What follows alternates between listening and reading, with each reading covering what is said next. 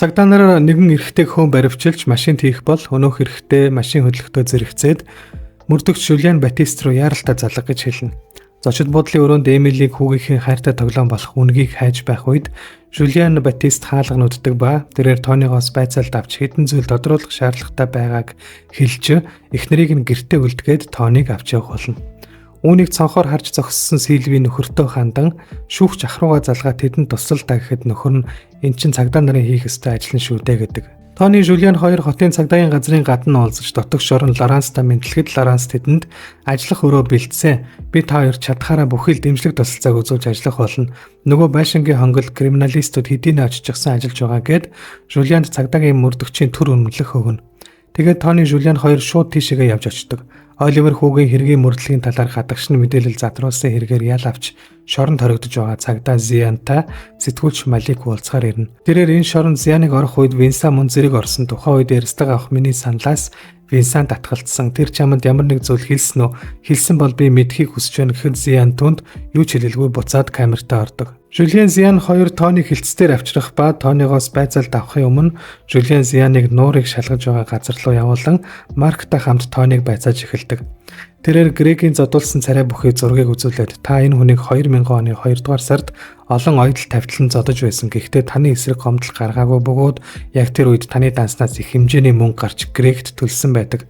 Мөрдөгч Марк бидэнд энэ мэдээллийг олоход тусалсан юм а.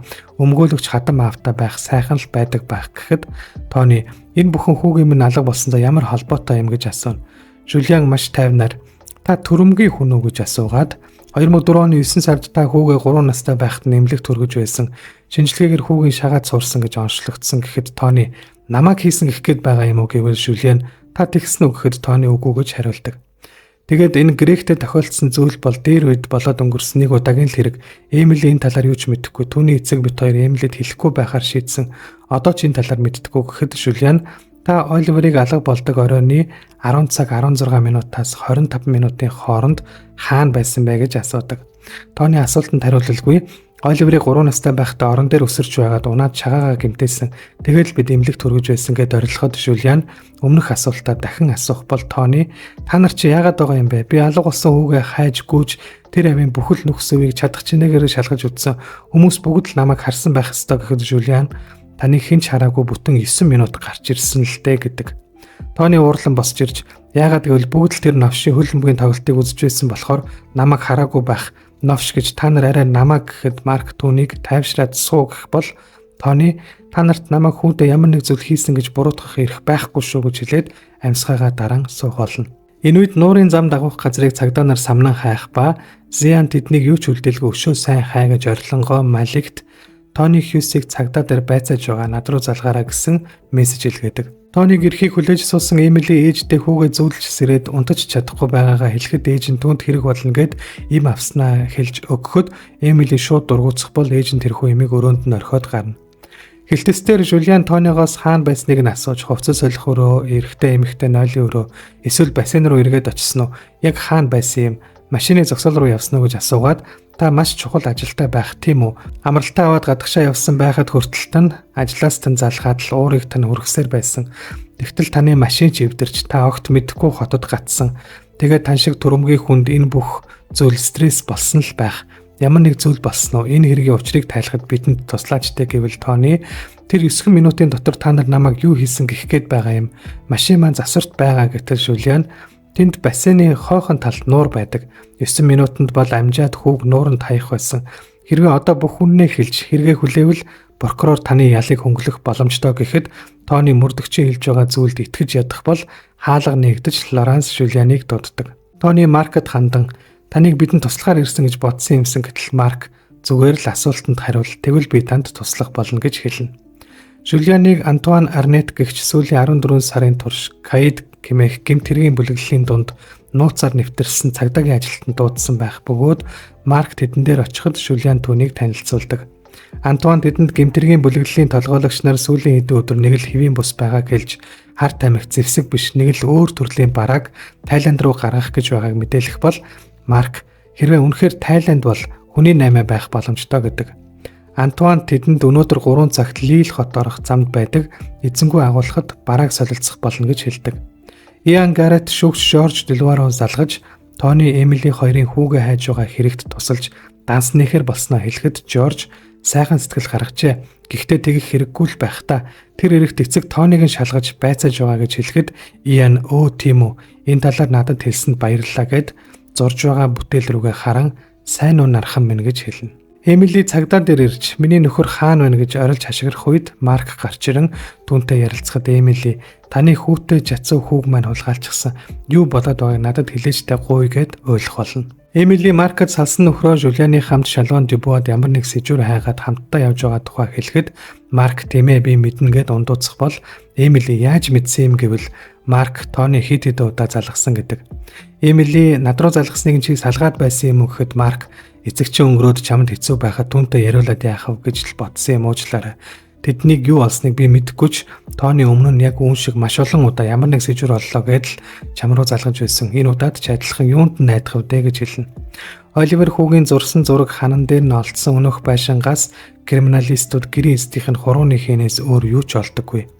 Жулиан энэ талаар Тонид хэлэхдээ хонглыг хэн нэгэн маш чадварлаг байдлаар ямар ч уул мур үлдээлгүй цэвэрлсэн мэт хитрхи цэвэр байна.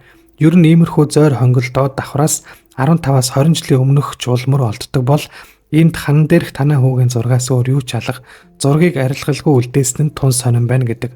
Бас тухайн үед энэ байшинг эзэнгүй байгааг мэдэж ашигласан хүмүүс байж таарлаа. Тэгэхээр иймэрхүү жижиг гудамжтай тасган шиг газар тэднийг харсан хүмүүс гэрчүүд мөн байж л таарна. Бидний мөрдлөг мухардаагүй харин хийх ажил маань л нэмэгдлээ дээ гэж Тонид хэлнэ. Жулианыг зочид буудалтай буцаж иртэл эхнэр нь ирсэн байдаг. Жулиан Батист өөрийн тагнуул цагдаагийн өгсөн мэдээллийн дагуу хэд хэдэн гэмт этгээдийн мэдээллийг шүүгч Жорж Делвад үзүүлж хууль бус бараа солилцоо явагдах гэж байгаа өнөөх эзэнгүй агуулгыг очиж нэгжиж шалгах зөвшөөрөл авна. Байцаалтын өрөөнд Зиан Тони нарыг сууж байтал нэгэн эмэгтэй өмгөөлөгч орж ирэн Тониг чөлөөтэйгээд аваад гарахад Зиан нуурыг бүтэн шалгаж дуустал "Та хотоос явж болохгүй шүү" гэдэг. Гараад иртэл түүнийг Иан хүлээж байх ба Тониг Иан гаргаж авсан болж таарна. Иан түүнийг машиндаа суулгаад "Хоёулаа эхлээд явж юм уу" гэд аваад явна. Харин цагдаагийн хэлцээр Жулиан бүх цагдаа нарыг дагуулan гэмт бүлэглэл ихнийг баримтжлахаар явдаг.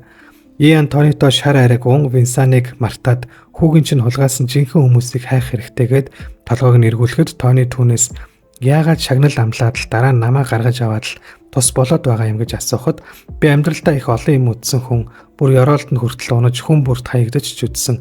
Чамд ийм зүйл тохиолдосоо гэж хүсэхгүй байна" гэж хэлнэ. Хэлсэн цагаас нь хэтэрч удсан тул Жулиан тусгайгийнхэн дагуулх руу орцгоё гэд цоожиг нэвдээд ортол хинч байхгүй хов хоосон байх ба хяналтын камер бичиж байх болно. Тониг буудалд буцаж ирэхэд хэвлэлийнхэн яагаад байцаасныг нь асууж бүчих бол сэтгүүлч Малик түүний өмнө нь хүн зодсон эргийн талаар хэдийнэ сонинд бичснээ өгч надад ярилцлага өгөх хэрэгтэй байсан юм да гэж хэлдэг. Өрөөндөө яваад ортол Эмили хэдийнэ тэрхүү сонинг уншаад зогсож байх бөгөөд найзыг нь эмнэлэгт хэвттэл зодож амийг нь хамхихын тулд эцгээс маань тусламж хүсснээ надад хизээ хэлэх гэж байсан юм гэд уурлах бол Тони түүнээс уучлалт гуйж харин аав нь тухайн үед Оливер дөнгөж төрчихсөн жаахан байсныг хэлж эцгийг нь шоронд оруулахыг хүсээгүй юм а гэдэг.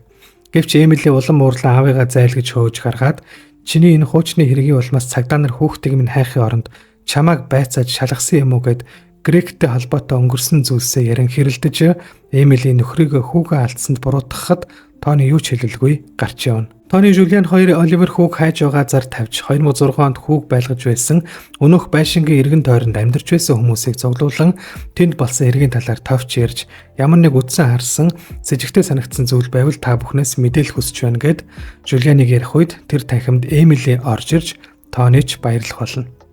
Тэд гадаа гарч ярилцдаг ба Эмили бүх зүйлийн талаар Ларансаас сонссноо хэлж Тониг өнгөрсөн хугацаанд үргэлж хий хоосон зүйлийн араас хөөцөлдөж тэр болгондоо намайг татаж оролцуулж байсан. Чамд итгэх бүрдээ миний зүрх ахин дахин урагдаж эвдрэх шиг л болдог. Би чам шиг тийм хүчтэй биш. Би цаашаа ямар ч аргаар хамаагүй амьдрах ёстой гэхэд Тони чиний үс гизгээ өөрчилж их сайхан өнгө зөстэй харагдаж байгаагаас чинь харахад чи шинээр амьдрч чадж байгаа бололтой гэж хэлдэг. Эмилид хэлэх үг ололгүй шууд түүнийг орхин явхад Тони араас нь "Өө нэрээ сүү тавьсанд чинь баяр хүргэе" гэж хашгирдаг. Эмили хүүг нь байлгаж байсан гэх нөгөө байшинд ирж харчхаад явах болно. Сэтгүүлч Малик Винсаны гэрт ирж хаалгыг нь тогшин Оливер хүүгийн хэргийн талаар түүнтэй зүгээр л ярилцахаар ирснээ хаалганыхын цаанаас хэлээд хаалганыхын завсар нэрийн хуудасаа авчуулан зүгээр л ярилцсан шүү гэж хэлээд явах бол Винсан компьютер дээр нэгэн эмэгтэй зургийг их л няхуур ажиглан харах болно. Цагдаагийн хэлцээр Тони Жулиан хоёр хүмүүсээс ирэх дуудлагыг хүлээх зур Лорансын эхнэр хүүхдэд дагуулan ирж мартсан утсыг нь өгөхийг харан гайхах үед Жулиан Тониогоос хэн нэгэнтэй болцож уулзсан уу гэж асуухад Тони үгүй гэж хариулах бол Жулиан түнд удахгүй болох байлгүй дээ гэж хэлнэ. Тэгтэл тэдэн дээр хотын дараа шоорж орж ирэн та хоёрыг мөрдлөгөө хинт ч мэдэгдэлгүй хийгээрэй гэж ойлгомжтой хэлсэн биз дээ. Яагаад хүмүүсийг цуглуулсан арга хэмжээ зохиосон юм? Энэ хэргийг их амархан нээсэн шиг бас амархан хааж болно шүү гэж сүрдүүлчихэд гарч явдаг. Антуан Жулиантай утсаар ярьж ахин мэдээлэл өгөхөөр болцдог. Агуулгын талаар худал мэдээлэл өгсөн Антуаныг өөрөө хар тамхичин болон хувирч Жулианыг мэхлээд байгаа юм шиг санагдаж байгаа талаар Маркет хэлнэ. Тони Винсаны гэрийн ойролцоох зоогийн газарт түүний талаарх мэдээллийг харан суух бол Эмили гадуур гарч хүүтэйгээ хамгийн сүүлд цуг байсан газруудаар явдаг. Тони төмөр барин ирж Винсаны тагтны хаалгыг хүчээр эвдэн нээхдээ гараа гэмтэх ба гараа угааж сандлан дээрх алчуураар нь боогоод Винсаны компьютерийг шалгаж үзнэ. Харин Эмили өнөөх усан санд ирж хүүтэйгээ уулзч байна гэж төсөөлөн гансарч битгэрдэг. Винсаны гэртээ орж ирээд галтгоондоо ортол тагтны хаалга нээлттэй шалан дээр нь цус туссан байх бөгөөд айсандаа тэрээр хутга шүүрэн авч өрөөнүүдийг шалгах үед Тони өөрийгөө хэн гэдгээ хэлж Винсанч түүнийг хууль бусам хийж байна. Манайхаас гар үгүй бол цагдаа дуудлаа шүү гэхэд Тони тэгэлдэ би чамаа сайхгүй. Чи усан санд байнга очдог байсан. Чиний тухай би бүгдийг мэднэгээд түүнийг түлхэж унгаад миний хүү хаана байна гэж асууна. Винсан би хүүхч нь хулгаалаагүй. Та надад итгэх ёстой. Би хэн нэгэнд ямар ч муу зүйл хийдэггүй. Зүгээр л би тэднийг ширтэж хардаг юм гэхэд Тони түүний хоолойг хэсэг багалзуурдаж байснаа хаяад гараад явдаг. Жулиан Антуантай уулзахаар болцсон вокзалд ирж төмөр замын нөгөө талд байгаа Антуаныг харчгаад нөхөн гарцаар гараад очтол вандан дээр Антуаны хоолойг хэрчсэн байхыг олдог. Тэгэд эргэн тойрны хартал нэг хүн вокзалын хаалга руу зүхтан орохыг харж араас нь хөөх ба машинд суугаад зүхтаахт нь өөрийнхөө машинд суун дууд дохоогоо асан араас нь хөөж яваад нэг игнэтэй зам дээр урдаас нь машинууд орж ирэн алтхаа шахсан ч буцаж ухраад өөр замаар явж байгаад өнөөх машиныг олж хажууханд нь хөөж явж байгаад хажуунаас нь орж ирсэн өөр машинтай мөргөлдөн осолд ордог. Тони гадуур явж байгаа цагдаагийн хэлц дээр орж иртэл Жулиан бусад цагдаа нарын хамтаар оворон ямар нэг зүйл хийж байгааг харах бол Жулиан түнд бид чамтай холбогдох гэтэл чи утсаа орхиод гарсан байна. Бидний зарын дагуу нөгөө байшингийн эсрэг талын айл бидэнтэй холбогдсон. Тэдний хөл бөмбөг их сонирхдаг айл байж л дээ. Тэгээд хүүг алга болдог орой гэртээ хөлбөмбөгийн хорхоотон найзуудаа дуулаж тоглолт үзэнгээ үжлэг зохиож тэр оройжонгоо бичлэг хийснээ бидэнд явуулсан байна гэхэд Тони би үзье бичлэгээс юу олсон юм гэвэл Жулиан чи үүнийг үзэхдээ итгэлтэй байна уу гэж асуудаг. Тэгээд Тонид бичлэгэн дээр гарсан цаа талын байшингийн цонхны хэсгийг харуулж тэр хэсгийн дүрсийг чанарыг нь сайжруулан томруулж янзалснаа харуултал цонхны цаан зогсоод гараа даллан уйлж байгаа хүүг үл таних хүн амыг нь даран аваад явж байгаа дүрс бичигдсэн байдаг.